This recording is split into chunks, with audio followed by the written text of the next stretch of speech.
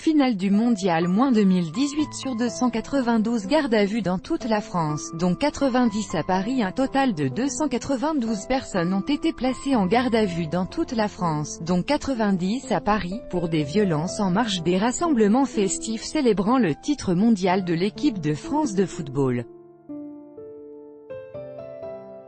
Des échauffourées opposant des forces de l'ordre à des groupes de casseurs ont eu lieu dans plusieurs grandes villes, en particulier à Paris, Lyon ou Marseille, ont indiqué des journalistes de l'AFP et des sources sécuritaires. 45 policiers et gendarmes ont été blessés au cours de ces divers incidents, mais aucun gravement, a précisé le porte-parole du ministère de l'Intérieur, Frédéric Delanouvelle.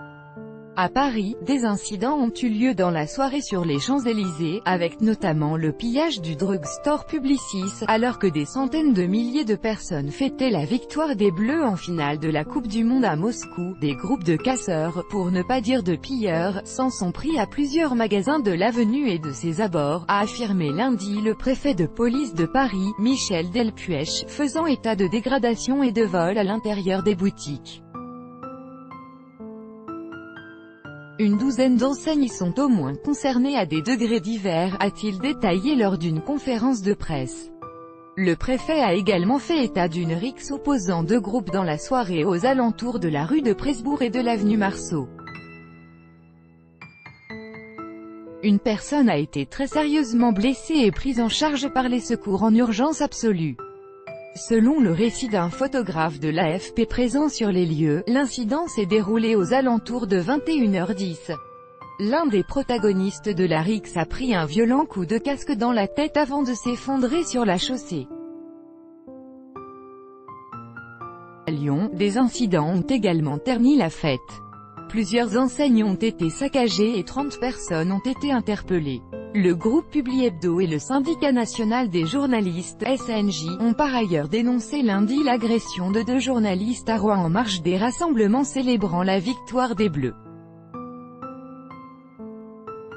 Deux journalistes de Normandie Actu ont été attaqués par un groupe d'individus sur le parvis de l'hôtel de ville à Rouen, a relaté Publi Hebdo, éditeur du site d'information.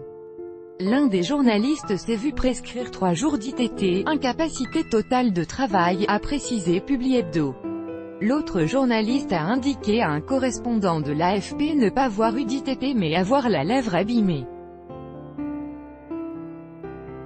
Réagissant aux incidents survenus en France la nuit dernière, la présidente du Rassemblement national, ex-FN, Marine Le Pen a tweeté « Et les Français en ont par-dessus la tête des émeutiers, casseurs, pillards professionnels, qui utilisent toutes les occasions pour gâcher tout événement collectif ».